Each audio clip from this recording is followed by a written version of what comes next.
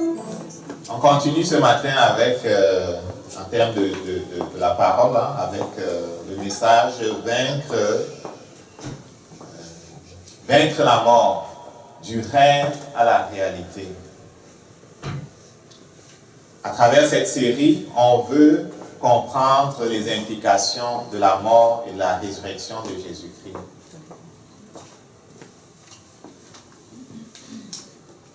Au cours du premier message, on a vu que Jésus-Christ était le chemin, la vérité et la vie.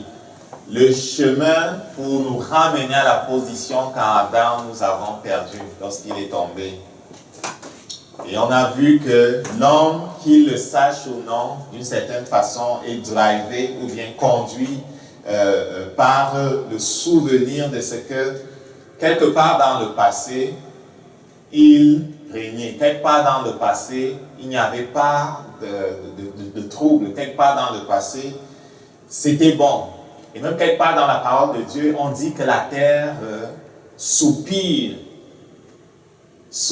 après la manifestation des fils de Dieu. La terre elle-même qui a été maudite s'attend à voir autre chose, est-il écrit dans la parole de Dieu. La terre soupire. Donc, si la terre soupire après quelque chose qu'elle a connu, c'est-à-dire une existence en malédiction, à combien plus forte raison les hommes? Les hommes soupirent après quelque chose qu'ils ne connaissent pas. Et on a vu qu'ils ont inventé toutes sortes de moyens pour retourner à cette position-là. Et à cause de ce que tous leurs moyens ont échoué, ils sont arrivés à un niveau où ils disaient, il n'y a pas de possibilité de connaître la vérité. Personne ne peut connaître la vérité. Et ils disent, si quelqu'un dit qu'il a la vérité, c'est un intégriste, c'est quelqu'un de dangereux. Mais Jésus-Christ, en défiant la mort, le Père, en ressuscitant Jésus-Christ des morts, a attesté à la fois aux hommes qui ne sont pas juifs et aux juifs que Jésus-Christ est le chemin, que Jésus-Christ est celui qu'il disait être la vérité, celui qu'il disait être la vie. Dimanche dernier, on a vu l'importance de la puissance qui est dans le sang de Jésus-Christ. On a parlé du sang de Jésus-Christ. Okay? On a commencé par redire que le problème de l'homme, si tu ne peux pas résoudre un problème que tu ne comprends pas. Tu t'embarques à résoudre un problème que tu ne comprends pas, tu vas manquer, tu seras hors sujet. C'est ça parfois qu'à l'école, on demandait aux gens de prendre le temps de lire bien leurs feuilles pour s'assurer qu'ils comprennent même de quoi il est question avant de commencer à disserter ou à faire des rédactions. Donc c'était la littérature. Ou bien avant de commencer à résoudre le problème si c'était les mathématiques ou je ne sais plus moi quoi. Ou c'est des matières scientifiques, on demande de prendre le temps de lire. Parce que si tu ne comprends pas de quoi il est question, tu seras hors sujet. Et donc, le problème auquel l'homme est confronté est spirituel. Les psychologues, les psychanalystes, pour ne l'avoir pas compris, se battent inventent des solutions naturelles pour régler des problèmes des gens qui, à 80% dans les centres psychiatriques, sont possédés. Ils sont possédés. Tu ne peux pas régler un problème spirituel avec simplement des moyens qui n'atteignent que l'âme. Et j'avais lu à quelque part que plusieurs de ces psychiatres-là finissent par devenir eux-mêmes malades ou névrosés ou fous, ou même se suicider parce que tellement ils se sont battus avec Satan, mais avec des moyens naturels. Le problème de l'homme est spirituel. Amen. 1 Corinthiens 15, verset 56, nous explique la nature de la mort. Donc, c'est de la mort qu'il est question. Il faut comprendre c'est quoi la mort. Si tu ne comprends pas c'est quoi qu'est la mort, tu ne comprendras pas l'importance de ce que Jésus a fait. 1 Corinthiens 15, verset 56, dans la version 8 secondes, dit « L'aiguillon de la mort, c'est le péché. La puissance du péché, c'est la loi. » Et dans Hébreu, la mort est présentée comme le moyen par lequel Satan a dominé le monde, le moyen par lequel il tient les gens enchaînés. Et si donc la mort est ce par quoi Satan se sert pour dominer, et qu'il a pour aiguillon le péché, dont la puissance est la loi, si tu veux observer la loi pour être justifié avec Dieu, tu fais fausse route. Est-ce qu'on comprend ça? Parce que si tu mets à observer la loi, inconsciemment ou sans le savoir, tu es en train de te placer sous la puissance du péché. Ce n'est pas en observant la loi ou des règles que l'on va être justifié avec Dieu. Et donc, ceux qui proposent des solutions qui ne règlent pas la question du péché, ça c'est le deuxième niveau, ceux qui proposent des solutions qui ne règlent pas la question du péché font fausse route aussi. Parce que si la question du péché n'est pas réglée, on ne retrouvera pas la position qu'on a perdue. Ceux qui proposent des solutions qui n'anéantissent pas totalement Satan et la mort font fausse route. Parce que Satan règne par la mort. Et on a fini en disant que le Père avait clairement dit dès le départ quelles seraient les caractéristiques de la solution au problème de l'homme. On se souvient. Le Père avait clairement dit dès le départ quelles seraient les caractéristiques de la solution au problème de l'homme. La solution ne serait pas d'origine humaine. Genèse 3, verset 24. On se souvient, je suis dans les rappels. La répétition, c'est la mère de l'apprentissage. Je me répète souvent, mais c'est bon pour vous parce que vous allez retenir enfin quelque chose. Si les oreilles sont ouvertes. Donc, le Père a dit, la solution ne sera pas d'origine humaine. Pourquoi? Parce que dans Genèse 3, verset 24, il chasse Adam et Ève du jardin. Il place des chérubins pour garder l'entrée du jardin, pour garder surtout l'accès à l'arbre de vie. Parce que Satan n'était pas toujours loin. Il était maintenant le Seigneur de la terre sur laquelle habitait l'homme. Et c'est sûr qu'il allait revenir leur dire qu'écoute, pour sortir de ton problème, va prendre le fruit de l'arbre de vie et puis tu vas régler ton problème. Il allait aggraver les choses.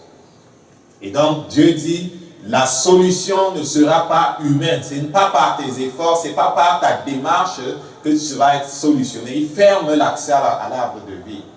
Dans Genèse 3, verset 21, l'Éternel fit à Adam et à sa femme Ève des habits de peau.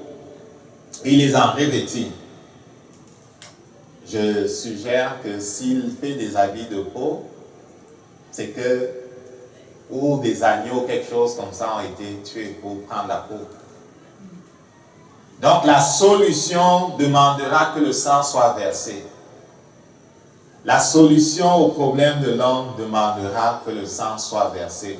Il fait des habits de peau parce que la gloire qui était leur vêtement s'en est allée. Et ils se retrouvent nus. Alors il fait des habits de peau pour recouvrir leur nudité, le symbole du péché. La justification ne viendra pas par autre chose que le sang. Ça demandera que le sang soit versé. Dans Genèse 3, verset 15, le Père a dit, je mettrai l'inimitié, parler à Satan, entre toi et la femme, entre ta postérité et sa postérité. Celle-ci t'écrasera la tête, tu lui blesseras le talon. La solution aura pour finalité la destruction de celui par qui le mal est entré dans le monde, Satan. Et donc, si quelqu'un propose une solution qui ne recouvre pas ces trois caractéristiques-là, il ne vient pas de Dieu. Est-ce qu'on comprend ça? Jésus-Christ a vu son sang versé à Golgotha, mais on a bien dit, attention, ne te trompe pas. Il n'y a rien qui se passe sur la terre qui ne s'est déjà passé dans le ciel pour les enfants de Dieu. Dans Apocalypse 13, verset 8, le Saint-Esprit nous dit, avant la fondation du monde, Jésus-Christ a été immolé. L'agneau de Dieu a été immolé. Ça m'a surpris la première fois où j'ai vu ça. Et le Saint-Esprit dit, ne vous trompez pas, avant la fondation du monde, l'agneau de Dieu a été immolé. Est-ce que Dieu prévoyait que son enfant allait pécher? Non, Dieu a fait une provision. Mais ce n'était pas dans le plan parfait de Dieu que Adam tombe. Est-ce que tu comprends ça? Mais il y avait une provision. Il a fait une provision et il espérait ne pas avoir à s'en servir. Mais il s'en est servi. Est-ce qu'on comprend ça? Dieu n'est pas à blâmer dans tout ce qui s'est passé. C'est nous seuls. Donc, l'agneau de Dieu a été immolé avant la fondation du monde. Il y avait une provision déjà dans le ciel. Et lorsque l'homme est tombé, Dieu a fait usage de la provision. Il a pris du temps pour proclamer la provision, pour manifester la provision sur la terre. Et Jésus-Christ est venu mourir à Golgotha, prendre son sang et l'amener au ciel, dans le tabernacle qui est dans le ciel. Amen. Donc, le sang de Jésus-Christ est excellent. Pourquoi? Parce qu'Éphésiens 2,13 dit qu'il te rapproche de Dieu. Maintenant, en Jésus-Christ, vous qui étiez jadis éloignés, vous avez été rapprochés par le sang de Christ. On a mis des chérubins, la gloire de Dieu a quitté nos ancêtres, et on a mis des chérubins pour empêcher qu'ils accèdent à l'arbre de vie. Ils ont été séparés de Dieu, ils ont été transférés dans le royaume des ténèbres, ils n'avaient plus accès à la présence de Dieu. Le grand prêtre, une fois par année, pouvait entrer dans la présence de Dieu, et même il devait se faire précéder par toutes sortes de sacrifices d'animaux, qui n'étaient même pas parfaits, mais la grâce de Dieu pourvoyait au fait qu'il puisse quand même entrer dans sa présence. Parce que Dieu est saint, et la sainteté, c'est un feu pour le péché. Amen. Mais le sang de Jésus-Christ nous ouvre l'accès à la présence de Dieu. Ça, c'est un privilège. Le sang de Jésus-Christ a fait la paix pour nous. Colossiens 1, verset 20 dit, « Il a voulu par lui réconcilier tout avec lui-même, dans ce qui est sur la terre que ce qui est dans les cieux, en faisant la paix par lui, par le sang de la croix. » Hébreux 2, verset 14 dit ainsi, donc, puisque les enfants participent au sang et à la chair, il a également participé lui-même afin que, par la mort, il anéantit celui qui a la puissance de la mort, c'est-à-dire le diable.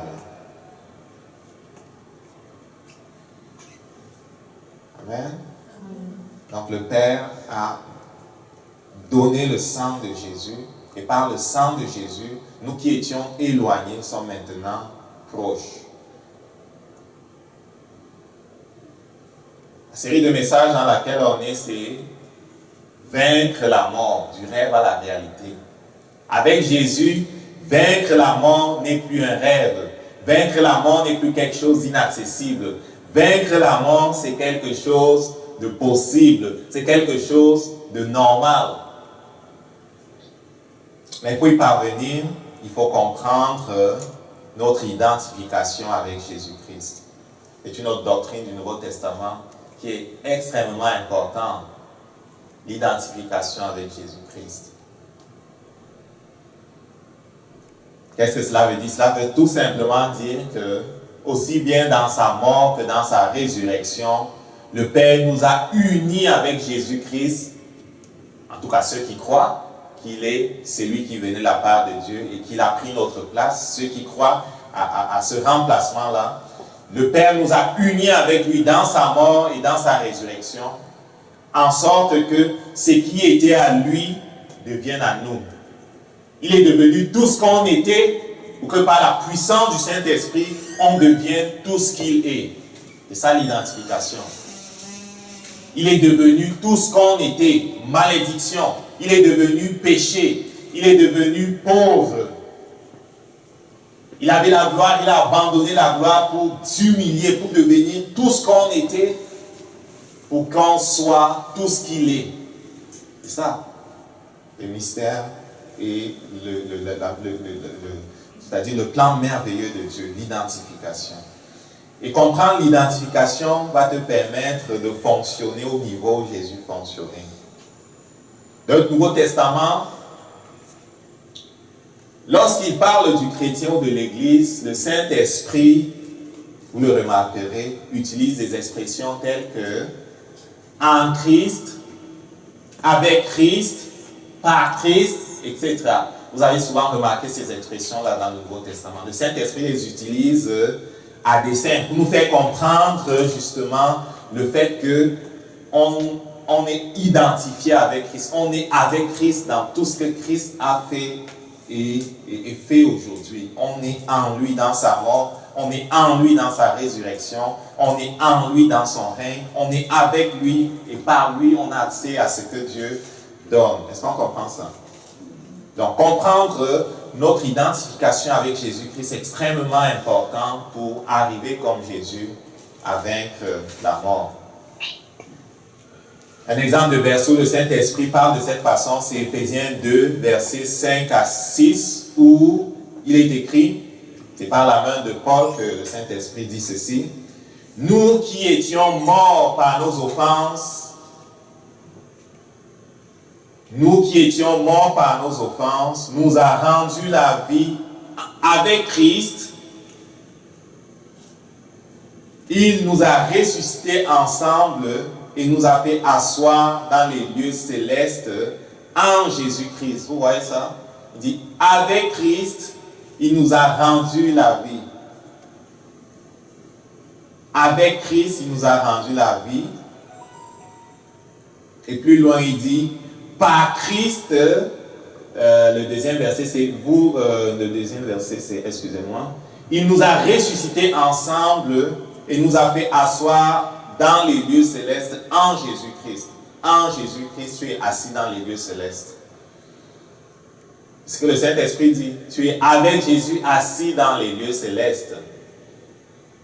Lorsque tu mets ta confiance avec Jésus, en Jésus-Christ, dans ce qu'il est, savoir loin de Dieu, dans ce qu'il a fait, qu'il est mort à la croix, le Saint-Esprit, par quelques voies mystérieuses, tu nies à sa mort, tu nies à sa résurrection, et dit que tu es mort avec lui. Tu pourrais dire, mais je suis mort quand?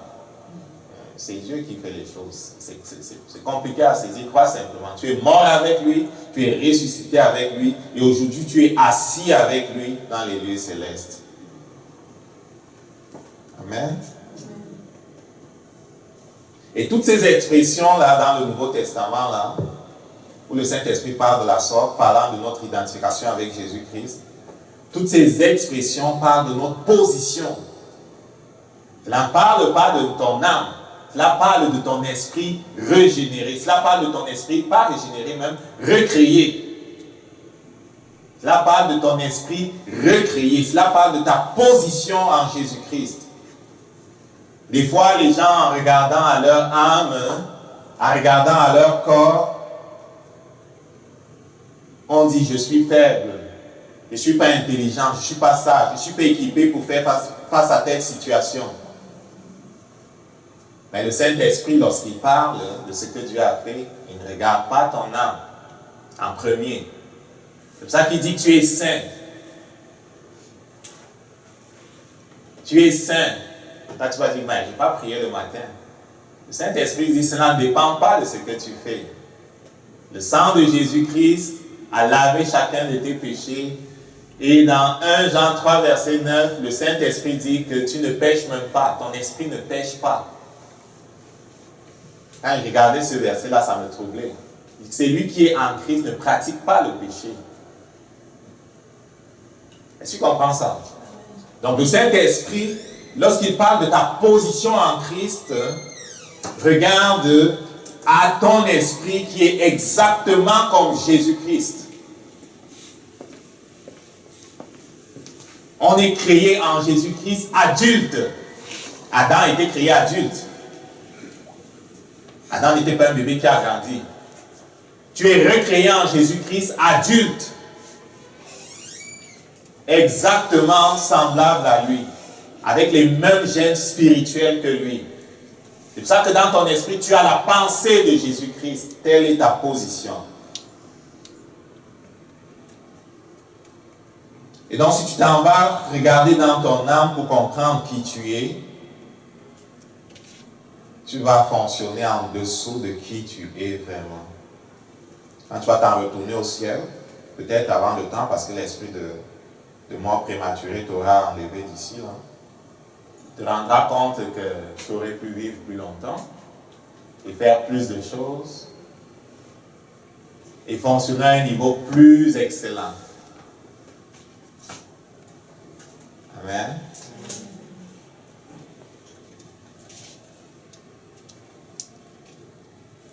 Père, nous avons vraiment besoin de ta grâce. Tu as envoyé ton Saint-Esprit afin qu'il vienne nous enseigner les choses. Tu as dit que lorsqu'il serait venu, il prendrait de ce qui est à toi et nous le donnerait. Il ne parlerait pas de lui-même, mais parlerait de toi qui est le chemin, qui est la vérité, qui est la vie, de toi qui est le deuxième Adam, celui à partir de qui nous sommes recréés. Le premier Adam est tombé, mais le deuxième, il est parfait. Et nous avons dans notre esprit tes gènes. Nous voulons, Seigneur, comprendre notre position de plus en plus. Nous voulons marcher dans la révélation de ce que tu as fait, dans la compréhension de notre union à toi, Jésus, et ne pas nous laisser voler ce que tu nous as déjà donné. Que ton nom soit sanctifié parce que ce matin encore tu nous enseignes. Et surtout, tu scelles dans nos cœurs par ta puissance, par ton sang, les paroles de vie, afin que nous portions beaucoup de fruits.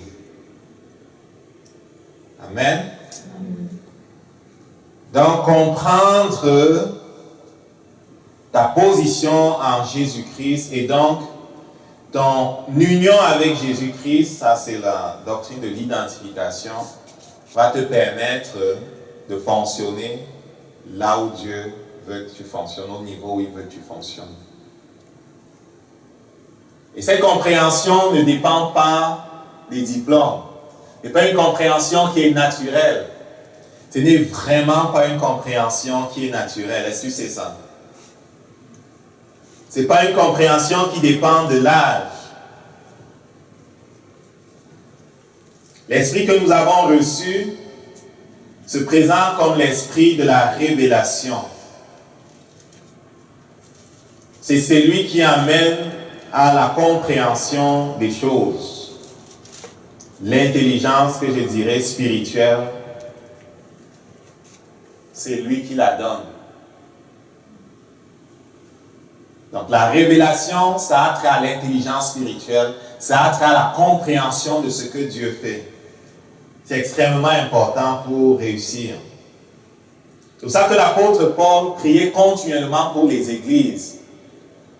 On est en train de parler de l'importance de la révélation. S'il y a une prière que tu dois faire, c'est celle qui se trouve dans Éphésiens chapitre 1, versets 17 à 18. C'est une prière que tu dois faire continuellement pour toi-même et pour ceux que tu aimes, c'est cette prière-là. Et donc, le Saint-Esprit par la bouche de Paul dit ici aux Éphésiens, je vais lire à partir du verset 16, « Je ne cesse de rendre grâce pour vous. Je fais mention de vous dans mes prières. » Il ne cesse de rendre grâce pour eux. Il fait mention d'eux dans les prières. Verset 17, « Afin que le Dieu de notre Seigneur Jésus-Christ, le Père de gloire, vous donne un esprit de sagesse et de révélation dans sa connaissance. » Je ne cesse de faire mention de vous afin que le Père vous donne un esprit de sagesse et de révélation dans sa connaissance. Au verset 18, il dit qu'il illumine les yeux de votre cœur pour que vous sachiez quelle est l'espérance qui s'attache à son appel, quelle est la richesse de la gloire de son héritage qu'il réserve aux saints, à toi et à moi. Au verset 19, quelle est envers nous qui croyons l'infinie grandeur de sa puissance, se manifestant avec efficacité par la vertu de sa force. Et sa force, il l'a déployée en Jésus-Christ, en le ressuscitant des morts et en le faisant asseoir à sa droite dans les lieux célestes. Il prie que l'on comprenne, qu'on ait la révélation, la connaissance de Dieu, qu'on connaisse Dieu, qu'on comprenne qui est Dieu, qu'il est notre Père, qu'il est notre source, qu'on est unis à lui, qu'on est en lui, qu'il est en nous, et qu'il illumine les yeux de notre intelligence, de notre cœur, pour qu'on comprenne quelle est l'espérance qui s'attache à notre appel. Notre appel, c'est quoi? Être ambassadeur pour lui. Notre appel, c'est quoi? C'est comme notre grand frère, détruire les œuvres du diable. La Bible en effet dit, le Fils de l'homme est paru afin de détruire les œuvres du diable. Il y a deux royaumes en conflit, en combat. En fait, il y a un royaume qui magane l'autre. Le royaume de Jésus magane celui du diable. Le combat n'est pas égal. Et Dieu ne combat pas, je peux te dire. Dieu renforce les saints que nous sommes pour combattre. Lorsque Satan s'est rebellé contre Dieu dans le ciel, je peux te dire, Dieu ne s'est pas levé de son trône. Il est trop grand pour ça. Satan, il est trop petit. Michel et Gabriel peuvent s'occuper de ça. Il n'a pas besoin de se lever. Michel et Gabriel, Michel tout seul s'en est occupé. Amen. Donc comprendre qui est Dieu et quelle est ta position en Dieu, avoir l'intelligence spirituelle de ces choses-là, va te permettre de savoir qu'il est sous tes pieds. La révélation est importante. J'ai souvent entendu certains dire « Oh, vraiment, j'admire ta foi, tu as une foi d'enfant. » Ou bien ils parlent des autres en disant « Oh, vous avez beaucoup de foi dans tel pays, mais ici, vraiment, nous, on n'en a pas. » C'est comme si Dieu ne leur avait pas donné. Mais ça ne marche pas comme ça. La foi vient de ce que l'on entend. Ce que l'on entend vient de la parole de Dieu. Ce que tu entends continuellement, ce que tu vois continuellement, va entrer dans ton cœur et ça va te donner de la foi, soit pour ce que Dieu dit, soit pour ce que le diable dit. C'est la foi, c'est ça.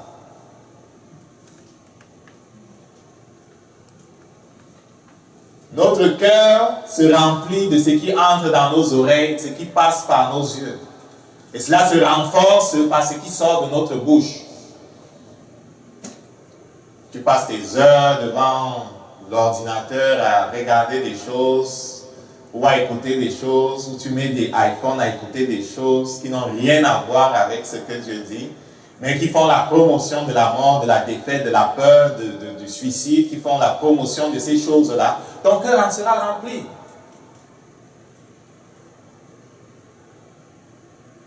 Et notre grand frère a dit, l'abondance du cœur que la bouche parle. Et lorsque ta bouche va parler de ce dont est rempli ton cœur et qui n'ont rien à voir avec ce que Dieu pense et dit, cela va se renforcer. Mais je peux te dire, ça ne va pas renforcer le règne de Dieu dans ta vie. Cela va renforcer le règne de quelqu'un d'autre. Ils ne sont pas non plus, si ce n'est pas Dieu, c'est Satan. Et donc, pour parler de la foi, cela vient de ce que l'on entend. Amen. Tu entends continuellement la parole de Dieu, tu vas avoir la foi. Parce que quand tu vas ouvrir ta bouche, c'est seulement ça qui va sortir. Cela va renforcer ce que le Saint-Esprit a mis, et après, Satan ne pourra pas te stopper. On parle de l'importance de la révélation. Pour ce qui est de la révélation aussi, quelqu'un ne peut pas dire que je n'ai pas la révélation, ou je n'ai pas ci, je n'ai pas ça.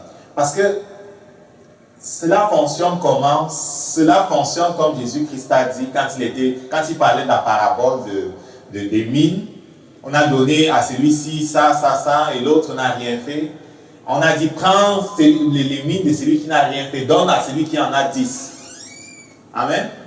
Il dit, on donnera à celui qui en a. À celui qui n'en a pas, même ce qu'il a, on prendra. C'est un principe qui souligne un peu comment cela fonctionne, la croissance spirituelle ou bien le fait de posséder les révélations. Si tu as soif de révélation et si tu pries, si tu cherches la révélation, si tu cherches la face de Dieu, la révélation viendra. On donnera à celui qui a. Tu commenceras avec un peu et si ce peu-là tu le chéris et que tu pousses pour chercher plus, cela viendra. On donnera à celui qui a. À celui qui n'a pas parce qu'il méprise les révélations, parce qu'il méprise l'intelligence spirituelle, parce qu'il méprise la connaissance de Dieu, parce qu'il méprise les choses de Dieu, il en aura de moins en moins.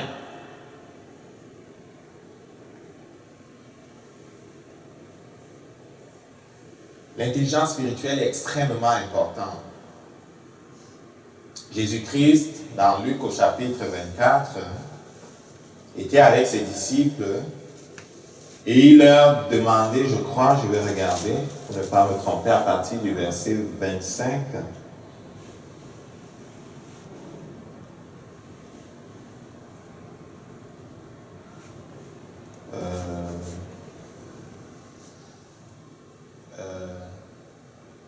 Luc 24, verset 25. Ah non, c'est Jésus qui sont avec les deux d'Emmaüs. Okay? On parle de l'importance de la révélation, mais parfois les gens sont bloqués dans l'ignorance et cela ne plaît pas à Dieu. Dieu ne veut pas qu'on soit dans l'ignorance. Lorsque Jésus marche avec les disciples sur la route d'Emmaüs, ils sont entrant dans l'école d'Emmaüs et qu'il leur explique les Écritures. Il leur explique les Écritures en commençant dans l'Ancien Testament. Il leur explique les Écritures. Au verset 24, il dit, les gens disent, quelques-uns de ceux qui étaient avec nous, qui étaient allés avec nous au sépulcre, ont trouvé que les sépulcres étaient vides, comme les femmes l'ont dit. Mais lui, nous ne savons pas ce qui s'est passé, on ne l'a même pas vu. Au verset 25, Jésus dit, j'ai lu au verset 24, Luc 24, verset 24 que j'ai lu là, verset 25, Jésus dit, ô homme sans intelligence, et dont le cœur est lent à croire tout ce qu'ont dit les prophètes, ne fallait-il pas que le Christ souffre de ces choses et qu'il entre dans sa gloire? Ô homme sans intelligence et dont le cœur est lent à croire tout ce qu'ont dit les prophètes. Jésus-Christ met la main sur le problème. Si tu veux grandir en révélation, il faut que tu sois vite à croire ce que dit le Saint-Esprit. N'interroge pas ton frère, n'interroge pas ton oncle, il ne connaît pas ces choses-là. Hein? N'interroge pas ton père ou ta mère, interroge le Saint-Esprit, surtout quand il a parlé clairement. Quand il parle clairement, n'interroge pas les hommes. Hein? C'est ça qu'il dit, celui qui aime son père ou sa mère plus que moi, il n'est pas digne de moi. Parce que quand il a parlé clairement, tu ne peux pas t'amuser à interroger les gens.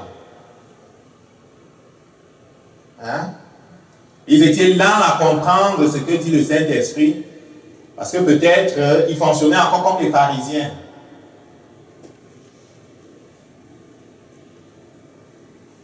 Donc, si tu veux accélérer dans la compréhension des choses spirituelles, il ne faut pas être lent à croire ce que dit le Saint-Esprit. N'interroge pas ton âme. Ton âme ne comprend pas ces choses-là. En général, ce ne sera pas raisonnable. C'est pour ça que Nicodème dit, comment moi qui suis vieux, je peux encore entrer dans le ventre de ma mère? C'est pour ça que le jeune homme dit, comment tu me demandes de vendre tout ce que j'ai passé le temps à accumuler pour te suivre? Cela ne sera pas raisonnable, cela ne fera pas du sens. C'est pour ça que Marthe lui dit, Seigneur, cela fait 4 jours qu'il est dans le sépulcre. Il sent déjà.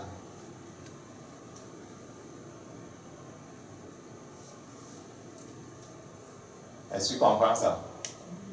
Cela ne sera pas raisonnable si tu interroges ton intelligence quand Dieu a parlé. Et il dit, vous êtes là à comprendre, à croire ce qu'ont dit les prophètes, parce que vous êtes sans intelligence spirituelle, parce que vous êtes là à comprendre ce qu'ont dit les prophètes. Vous paralysez le processus de croissance spirituelle. Mais quand tu es vite à croire ce que dit Dieu, et que tu n'interroges pas la chair, le Saint-Esprit peut t'amener plus loin.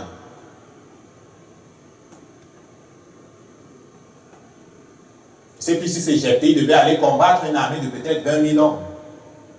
Ils sortent, ils sont peut-être 5 000, Dieu dit que vous êtes trop nombreux. Hein? Vous êtes trop nombreux. Vous allez penser que c'est vous qui avez remporté la victoire. Est-ce qu'il y a parmi vous des gens qui viennent de se marier et qui n'ont pas passé du temps avec leur femme? Rentrez chez vous. Est-ce qu'il y a parmi vous des gens qui ont peur? Rentrez chez vous. On est 1000. Vous êtes bien trop nombreux. Mais on va se battre contre 20 000. N'interroge pas ton intelligence. N'interroge pas ton intelligence. Il leur demande d'aller vers l'eau. Il demande que buvez de l'eau. Ceux qui vont boire de telle façon, renvoie-les. Ils étaient 300. 300. Les autres sont peut-être 20 000. Le combat est celui du Seigneur. N'interroge pas ton âme. Cela n'est pas raisonnable. Chaque fois quand le Saint-Esprit dit c'est pas raisonnable. Mais quand il a parlé, il faut avancer, il faut croire. Et donc il dit aux disciples, hommes sans intelligence et dont le cœur est lent à croire tout ce qu'ont dit les prophètes. Tu veux avoir plus de révélation, il faut que tu t'affectionnes de la parole de Dieu. Il faut que tu l'écoutes continuellement plutôt que d'écouter, je ne sais pas qui est là qui raconte des histoires.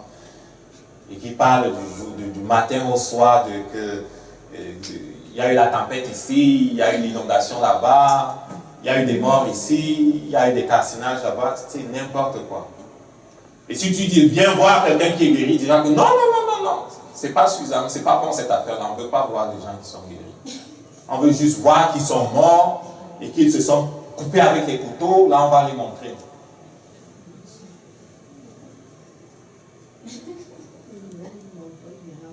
Non.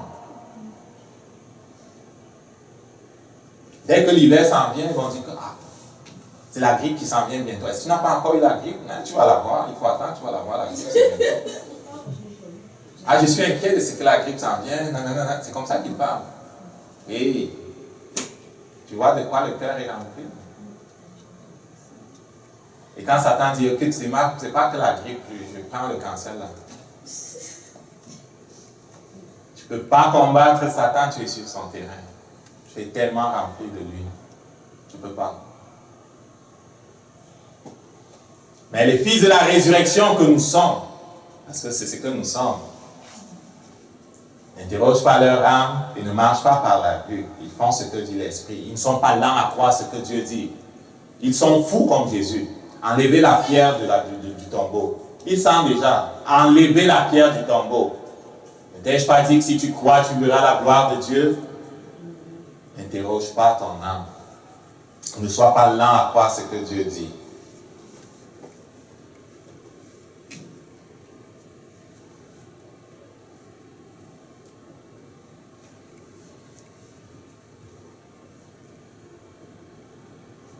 Dans Marc au chapitre 8, versets 17 à 18, on voit Jésus-Christ encore avec ses disciples.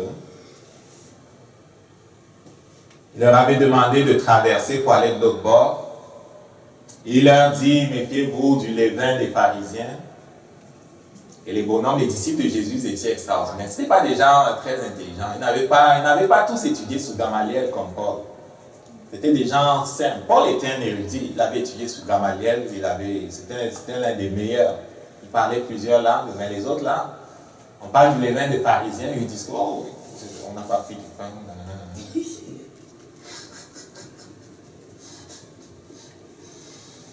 Ils ne comprenaient pas. Et Jésus, l'ayant connu, leur dit, pourquoi raisonnez-vous sur ce que vous n'avez pas de pain?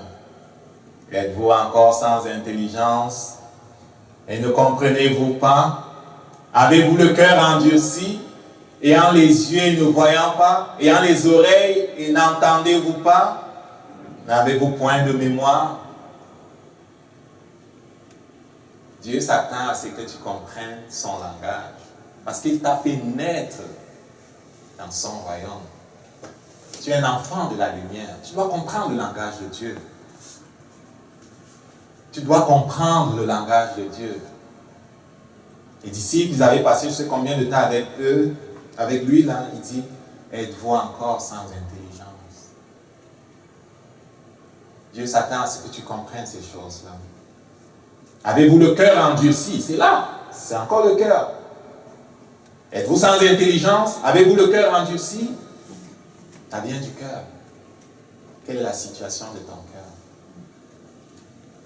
Quelle est la situation de ton cœur?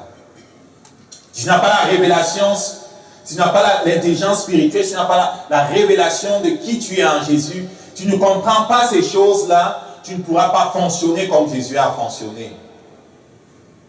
Le Saint-Esprit ici encore souligne le cœur. Avez-vous le cœur endurci? Pose la question à ton voisin, as-tu le cœur endurci? Est-ce que tu as encore le cœur endurci? Es-tu lent à croire ce que dit le Saint-Esprit? Est-ce que tu interroges ton âme?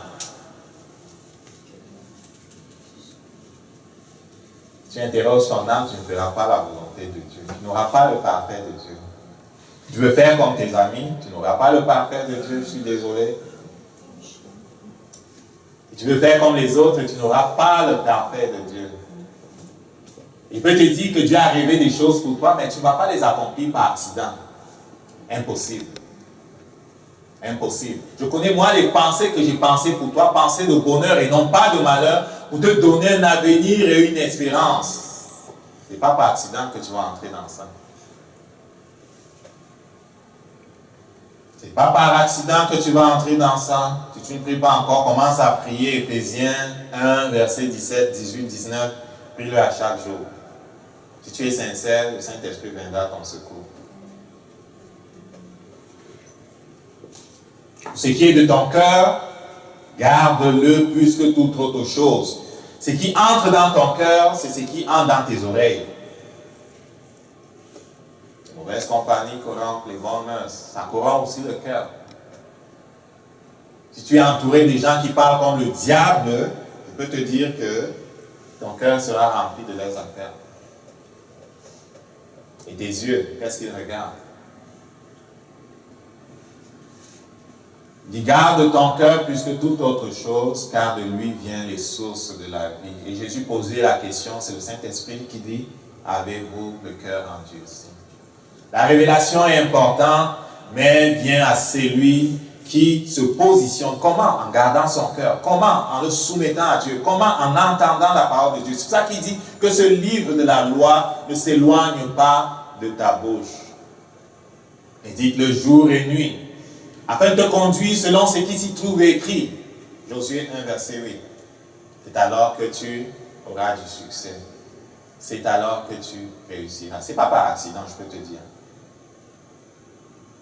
Le Saint-Esprit, nous conseillant de prier pour l'intelligence spirituelle et pour la connaissance de Dieu le Père, nous dit de faire cela pourquoi? Parce que quand tu connais Dieu, tu connais toi-même qui tu es. Et progressivement, en obéissant à ce que Dieu te montre, tu vas grandir en révélation. Et tu vas même connaître maintenant ce pourquoi tu as été créé. Tu vas entrer dans ta destinée. Et tu vas pouvoir faire ce qu'il a prévu que tu fasses. Et tu vas détruire les œuvres du diable comme Jésus-Christ l'a fait. En fait, il va le faire à travers toi. Il va le faire à travers toi. Amen. Mais on a besoin de révélation. La première chose à comprendre, c'est qu'on est fils de la résurrection. Enfant de résurrection.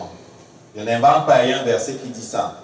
Luc 20, verset 36 dit, c'est sûr, Jésus parlait de la résurrection des morts, et il dit, car ils ne pourront plus mourir en parlant de ceux qui sont ressuscités, parce qu'ils seront semblables aux anges, et qu'ils seront fils de Dieu, étant fils de la résurrection. Mais dans Éphésiens, on dit clairement qu'on est ressuscité déjà. On est ressuscité, on était mort, on vit, on est ressuscité, on est enfant de la résurrection. Amen. On est enfant de la résurrection. Et en tant qu'enfant de la résurrection, on a déjà goûté à la bonne parole de Dieu et en nous est manifestée la puissance des siècles à venir. Les enfants de la résurrection, on part à la vie de Dieu. Amen. Mais il dit que ça n'arrive pas par accident, tu as besoin d'intelligence spirituelle, de révélation. Cela ne dépend pas de la vieillesse, cela ne dépend pas de ci, de ça. Cela dépend de comment est ton cœur et de comment tu évites à croire ce que Dieu dit. Amen. Le résumé, pour grandir dans la révélation, il faut que tu la prennes au sérieux. Et que comme Paul priait pour les églises, continuellement pour cela, c'est l'une des choses pour laquelle tu peux prier continuellement sans que Dieu ne pense que tu ne fais pas la bonne chose. Il y a des prières qu'on ne doit pas prier continuellement, mais celle-ci, tu peux prier continuellement parce que c'est une prière de consécration. Les prières de consécration, on peut les prier continuellement. Et donc, quand tu pries la prière de consécration, demandant que tu arrives à voir Dieu, à voir sa gloire, à le connaître. Quand tu pries ce genre de prière, le Saint-Esprit il est content, il va t'amener plus loin. Il va te montrer les choses. Et quand il te montre les choses, s'il te plaît, crois ce qu'il te montre. Ne sois pas lent à croire ce que dit le Saint-Esprit. N'interroge pas ton intelligence, n'interroge pas les gens quand il a parlé clairement. Amen. Et tu vas grandir en intelligence spirituelle, en révélation, Et tu vas fonctionner comme Dieu veut que tu fonctionnes, en enfant de résurrection. L'enfant de la résurrection fonctionne comme Jésus, il ne se laisse pas impressionner par la mort. Amen. Dans Marc 11, verset 22, il dit, « Ayez foi en Dieu. Si tu veux vaincre la mort, tu dois apprendre à faire comme Dieu. » Jésus ignorait les circonstances négatives. Il est avec Jairus, on dit à Jairus, ta fille est morte, n'importune plus le maître. Dans certaines versions de la Bible, c'est écrit, Jésus, ignorant ces paroles, dit à Jairus, ne crains pas, crois seulement. On dit qu'elle est morte. Il dit, ne crains pas, crois seulement. Il ignore ça. Les enfants de la résurrection ignorent ce qui n'est pas conforme à ce que Dieu a dit. Dieu dit que tu es saint. Si Satan vient dire que tu es pécheur parce que tu n'es pas saint parce que tu n'as pas prié ce matin, tu ignores ça, c'est des histoires. Ta sainteté ne dépend pas de ce que tu pries. Ou même que tu lis la Bible. C'est quelque chose qui t'est donné par la grâce de Dieu. Ça dépend du sang de Jésus. Est-ce que tu comprends ça? Donc tu dois apprendre à ignorer ce qui n'est pas conforme à ce que Dieu dit. Là, il dit que tu dois savoir ce que Dieu dit. Beaucoup ne savent pas ce que Dieu dit. Hein? Beaucoup ne savent pas ce que Dieu dit. Qu'est-ce que Dieu a dit sur ta vie? Tu ne sais pas. Qu'est-ce que Dieu a dit sur tes enfants? Tu ne sais pas. Et tu ne sais pas ce que Dieu a dit, mais tu es mal parti. Parce qu'Adam qui savait ce que Dieu a dit, Satan a quand même eu le toupet de venir lui dire que Dieu a-t-il vraiment dit? Au moins il savait ce que Dieu a dit, mais il a eu le toupet de venir lui dire, Dieu a-t-il vraiment dit?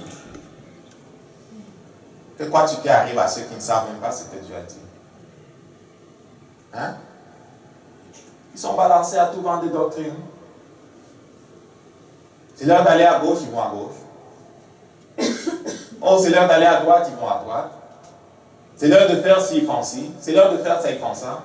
Ils sont balancés à tout vent de doctrine.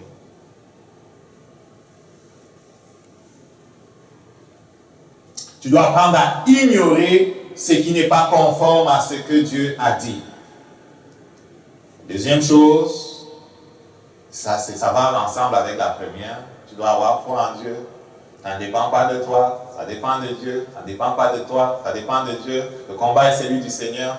Et si tu regardes bien dans la parole, c'est déjà accompli. Le Fils de l'homme a été immolé avant la fondation du monde. Dieu fonctionne de la même façon, c'est déjà accompli.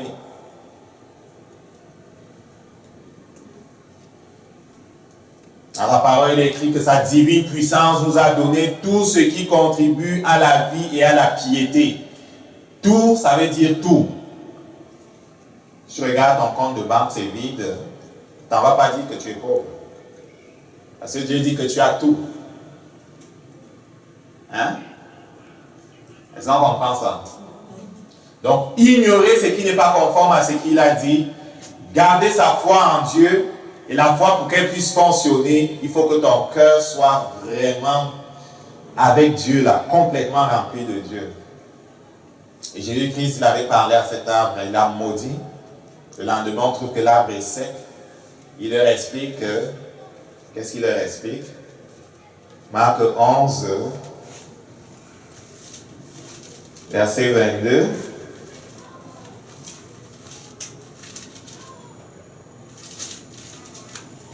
Marc 11, verset 22.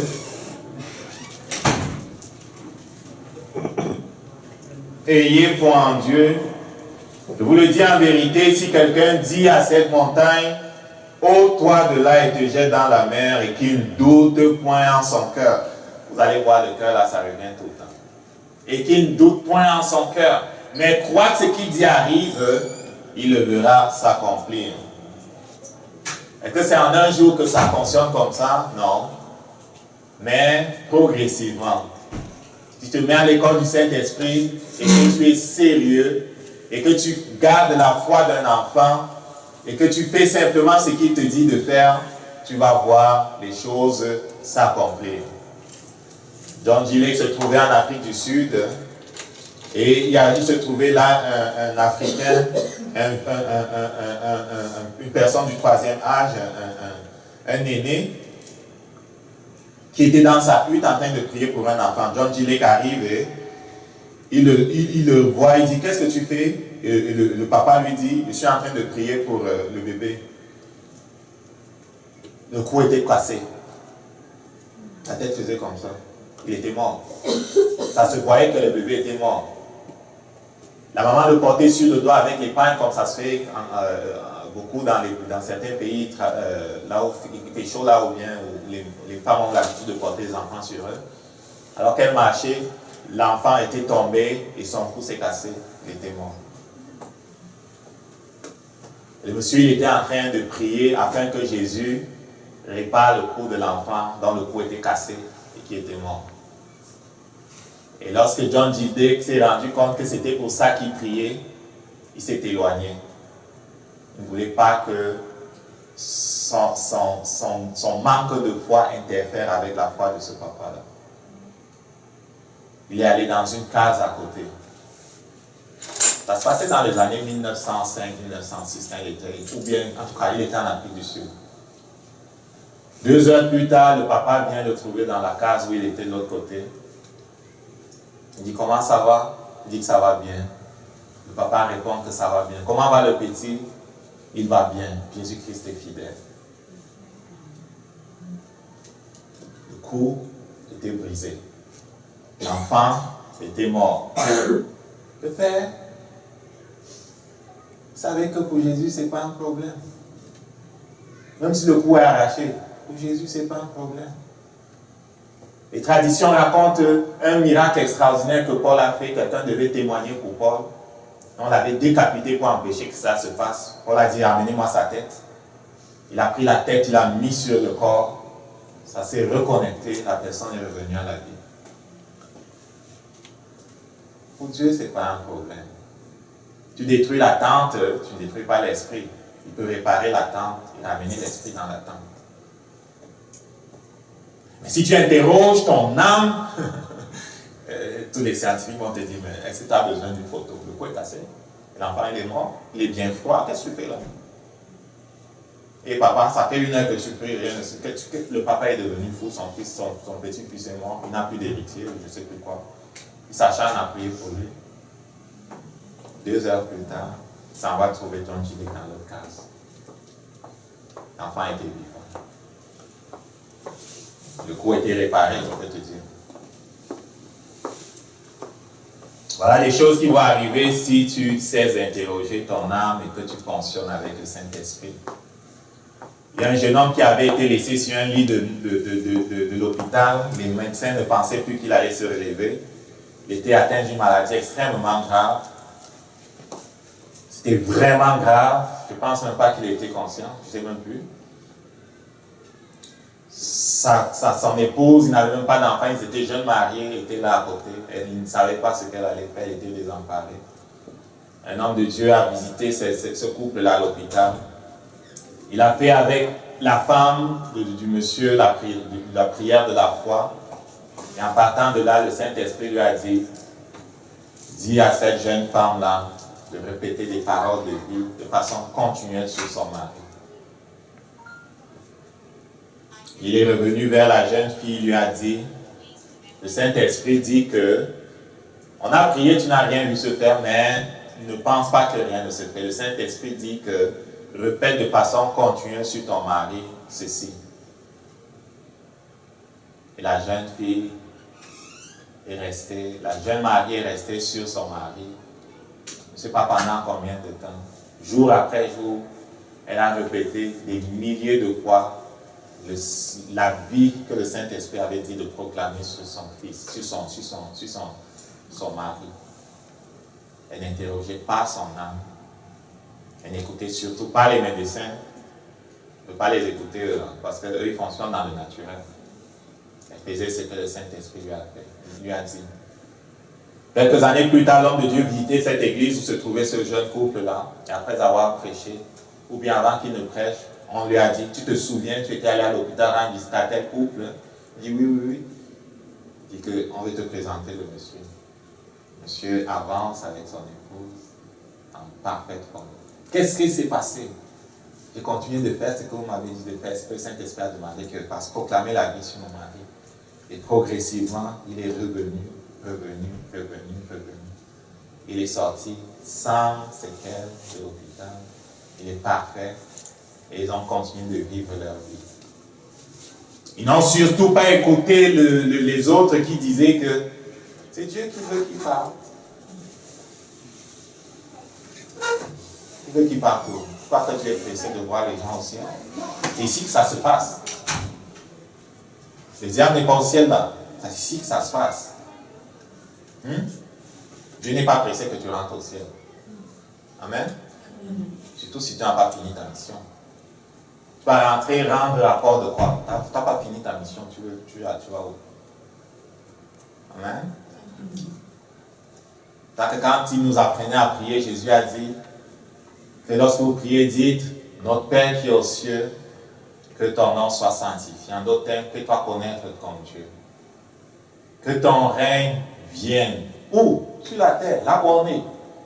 Il règne au ciel, c'est le roi de l'univers. La rébellion, c'est ici. Le rebelle a établi son QG ici, dans le deuxième ciel. Il règne sur ce qui ne lui appartient pas. La terre nous appartient, c'est nous les rois de la terre. Et Jésus est venu le dégoûter. Et Jésus dit, la victoire doit être plus que celle que j'ai commencée, elle doit être totale.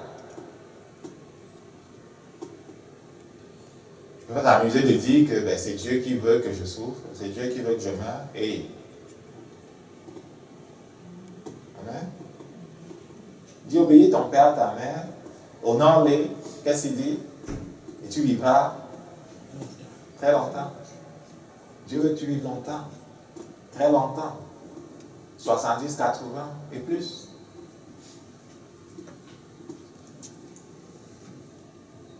L'enfant de la résurrection, donc, n'interroge pas les hommes, n'interroge pas son âme, n'interroge pas le naturel, mais fait simplement ce que son esprit, le Saint-Esprit dit dans son esprit. Qu'est-ce qu'on fait avec notre âme? Est-ce que notre âme reste dégradée? Non. On fait ce que le Saint-Esprit dit. C'est vous transformer par le renouvellement de votre intelligence. Tu remplis ton cœur de la parole de Dieu. Tu remplis tes pensées de la parole de Dieu. Tu pries par l'Esprit. Tu loues par l'Esprit. Tranquillement, ton âme va être transformée. La parole de Dieu dit que ton âme va être sauvée. Ton esprit est recréé. Ton âme est sauvée par la parole de Dieu. Mais ça aussi, ce n'est pas un accident. Il faut que tu remplisses ton cœur de la parole de Dieu. Il faut que tu la proclames. Il faut que tu fasses ce qu'il dit et afin que cela s'affermisse en toi. Et ton âme va être sauvée. Il va de plus en plus penser comme Jésus. Ton intelligence va de plus en plus penser comme Jésus. Il va être comme upgradé. Est-ce qu'on comprend ça? Il va être upgradé. La sanctification. La sanctification joue sur ton âme. Il upgrade ton âme. Il purifie ton âme. Ton esprit est déjà pur. Tu es saint dans ton esprit. Tu es comme Dieu dans ton esprit. Tu es adulte dans ton esprit. Le Fils de la résurrection se laisse conduire par le Saint-Esprit et progressivement à la révélation dans son âme, dans son intelligence, de ce qui est dans son esprit. Des choses qui ont déjà été faites. Tu perçois dans ton intelligence ce qui est déjà dans ton esprit. Et plus tu perçois ces choses-là, c'est le principe par lequel, le processus par lequel les vérités qui sont dans notre esprit entrent dans notre âme, tu les perçois. Vous voyez, souvent on disait Jésus perçut qu'ils avaient dans leur cœur ci et ça. Dans l'esprit, tu connais tout. Parce que le Saint-Esprit qui est en toi connaît tout. Mais il faut que tu le perçoives dans ton intelligence. Il faut que tu apprennes à prendre ce qui est dans ton esprit pour l'amener dans ton intelligence. Il faut que tu arrives à le percevoir. Il faut que tu arrives. Est-ce qu'on comprend ça? Mais plus tu te soumets à Jésus, plus tu fonctionnes avec lui et que tu n'es pas lent à croire ce qu'il dit, plus ça va se faire. Amen.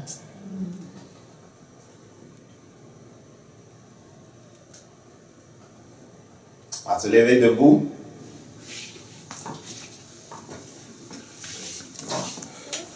C'est pas le domaine de ta vie dans lequel les choses ne se passent pas selon les promesses de Dieu. Donc ça ne se passe pas selon les promesses de Dieu, ne t'en va pas dire que c'est Dieu qui veut ça. Ce n'est pas Dieu qui veut ça. Jean 10, 10 dit, le voleur ne vient que pour voler, pour détruire et pour tuer. Ce qui se passe dans ta vie correspond à ces trois choses-là. Oublie ça, c'est pas Dieu. Le voleur ne vient que pour voler, pour détruire et pour tuer. Moi, je suis venu afin que mes brebis et la vie soient dans l'abondance. Amen. Si ce n'est pas l'abondance, ce n'est pas Dieu. Un jeune homme qui meurt avant son temps, un enfant qui meurt avant son temps, un couple qui se déchire, ce n'est pas Dieu, ce n'est pas l'abondance. Ce n'est pas Dieu. C'est le destructeur. Amen. On va prendre l'autorité sur le destructeur au nom de Jésus. N'attends pas Dieu pour faire ça aussi. Ça, c'est une erreur qu'on commet souvent. N'attends pas Dieu pour ça. N'attends pas Dieu pour ça. Souviens-toi du témoignage que j'ai fait de l'homme qui priait pour sa fille malade et Dieu l'amène au ciel et lui dit, jusqu'à quand vas-tu tolérer Satan dans ta maison? Il priait depuis 3 ans. Il priait de la mauvaise façon. On a prié souvent de la mauvaise façon et on a perdu des gens. Parce qu'on prie en disant, si c'est la volonté de Dieu, qu'il le ramène. Mais si c'est la volonté de Dieu qui l'amène, oh mon Dieu, ne prie pas comme ça pour moi. J'espère ne jamais me trouver à la place où tu pries comme ça. Ne prie pas, va dehors. Amen. Tu ne peux pas prier en disant, si c'est la volonté de Dieu qui le ramène, si c'est la volonté de Dieu qui l'amène. C'est pas comme ça. Amen. Tu dois savoir quelle est la volonté de Dieu. Tu n'es pas rassasié de ces jours, ce n'est pas la volonté de Dieu qui meurt. Amen. Tu n'as pas vu les enfants de ses enfants, ce n'est pas la volonté de Dieu qui s'en aille. Hein? Bon. On va prendre autorité au nom de Jésus contre les plans de Satan en ce qui concerne nos vies. La vie de ceux qui sont chers à nos cœurs. Ce n'est pas à Dieu de le faire. Il dit, je vous ai donné le pouvoir. Le pouvoir s'exerce à partir de la terre. C'est nous. Je cherche un homme qui se tient à la brèche en faveur du pays. C'est nous, c'est sur la terre. La gloire de Dieu, c'est Michel qui chasse Satan du ciel. Ce n'est pas Dieu. Dieu ne s'est pas levé de son trône. Il est trop grand pour ça. La gloire de Dieu, c'est les enfants de la résurrection. C'est les fils de Dieu que toi et moi sommes. Ils mettent Satan en déroute. C'est ça la gloire de Dieu. Il n'a pas à se lever de son trône. Son esprit qui est en nous est plus grand que tous. Son esprit qui est en nous a créé l'univers. Son esprit qui est en nous a ramené Jésus de la mort. Son esprit qui est en nous connaît toutes choses. Il n'a pas besoin de notre expérience. Et donc tu ne peux pas dire, je n'ai pas l'expérience de ci, je n'ai pas l'expérience de ça. Je n'ai jamais prié pour ci. Il connaît toutes choses. Veux-tu te soumettre simplement et croire? Veux-tu lui prêter ta bouche et tes mains? Est-ce qu'on comprend ça? Ouvre ta bouche et prends autorité sur les plans de l'ennemi. Ce n'est pas Satan, ce n'est pas Dieu qui va le faire. Ouvre ta bouche et maudis, comme Jésus a maudit ce figuier-là, ce qui n'est pas conforme à la volonté de Dieu dans ta vie. Dis que ce qu'il veut, c'est que tu prospères et que tu sois en bonne santé. Il dit qu'il veut que tu aies la vie et que tu sois dans l'abondance. S'il y a autre chose que la vie et l'abondance, maudis ces choses-là. Arrache ces choses-là. Toute plante que mon Père n'a pas plantée sera arrachée. Arrache-les au nom de Jésus. Il y a la confusion dans ta vie, arrache ça au nom de Jésus. Il y a le trouble dans ton ménage, arrache-le au nom de Jésus. Il y a la folie dans tes enfants, arrache-le au nom de Jésus. Autorité sur ces choses-là. Est-ce qu'on comprend ça? Prends autorité au nom de Jésus. Arrache toute plante que le Père n'a pas plantée. Au nom de Jésus. Et après, tu appelles la vie. Tu plantes la vie au nom de Jésus. Père, nous te rendons grâce. Parce que ton esprit que tu as fait habiter en nous aspire à amener dans ce monde ton règne, à amener dans chacune des dimensions de nos vies ta volonté, ton règne. Nous te rendons grâce. Satan, par la puissance du Saint-Esprit, au nom de Jésus, nous prenons autorité sur toi. Nous prenons autorité sur tes plans. Prenons autorité sur tes plans qui concernent nos vies, la vie de nos parents, la vie de nos frères, la vie de nos sœurs, la vie des personnes qui sont chères à nos cœurs. Nous prenons autorité sur tes plans. Nous paralysons tes plans de mort au nom de Jésus. Mort prématuré, je te réprime au nom de Jésus. Tu n'agis pas contre nous. Tu n'agis contre aucune personne que nous chérissons au nom de Jésus. Tu n'amènes personne avant le temps. Je te réprime au nom de Jésus. Je brise tes chaînes sur leur vie au nom de Jésus. Je refuse ton empire au nom de Jésus. Père, nous te rendons grâce pour la puissance de résurrection. Nous te rendons grâce pour ta parole qui est esprit et vie. Nous te rendons grâce, Seigneur. Appelle la vie maintenant au nom de Jésus. Nous appelons la vie au nom de Jésus. Dans la vie de nos parents, dans la vie de nos frères, dans la vie de nos sœurs, dans leur couple, dans leurs affaires, dans leur santé, nous appelons la vie au nom de Jésus. Nous proclamons qu'ils prospèrent. Nous proclamons qu'ils sont en bonne santé. Nous proclamons que leurs finances prospèrent. Nous proclamons qu'ils s'en sortent dans leurs entreprises. Au nom de Jésus. Nous proclamons que leurs yeux spirituels sont ouverts. Proclamez que leurs oreilles spirituelles sont ouvertes. Ils ont la connaissance de Dieu. C'est tellement important, la connaissance de Dieu. Si tu n'as pas la connaissance de Dieu, tu n'as pas la connaissance de toi-même. Ça commence par la connaissance de Dieu. Tellement important d'avoir la connaissance de Dieu. Proclame qu'ils ont la connaissance de Dieu. La révélation de qui est Dieu. Et la révélation de qui ils sont en Dieu. Proclamons que les yeux de nos parents, nos amis, nos frères, nos sœurs, ceux que nous côtoyons, ceux vers qui tu nous envoies, Père, nous proclamons que leurs yeux spirituels sont ouverts. Leurs oreilles spirituelles sont ouvertes au nom de Jésus. Ils ont la connaissance de Dieu, l'intelligence spirituelle au nom de Jésus. Père, nous te rendons grâce. Merci pour la victoire que tu nous donnes. Te rendons grâce. Te rendons grâce. Te rendons grâce. Te rendons grâce.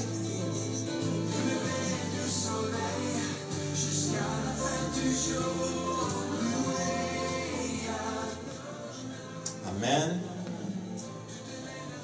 Le Seigneur bénisse ta semaine. Garde ton cœur plus que toute autre chose. De là que viennent les sources de la vie. Contrôle ce qui entre dans tes oreilles. Contrôle ce que regardent tes yeux. Contrôle ce que dit ta bouche. Elle renforce ce qui est dans ton cœur. Fais attention à toutes ces choses. Ne sois pas lent, obéis ce que dit le Saint-Esprit. N'interroge pas ton intelligence. N'interroge pas les hommes. Lorsqu'il a parlé clairement, mes brebis entendent ma voix. N'interroge pas, n'interroge pas. Fais ce qu'il te dit. Amen. Seigneur te bénisse.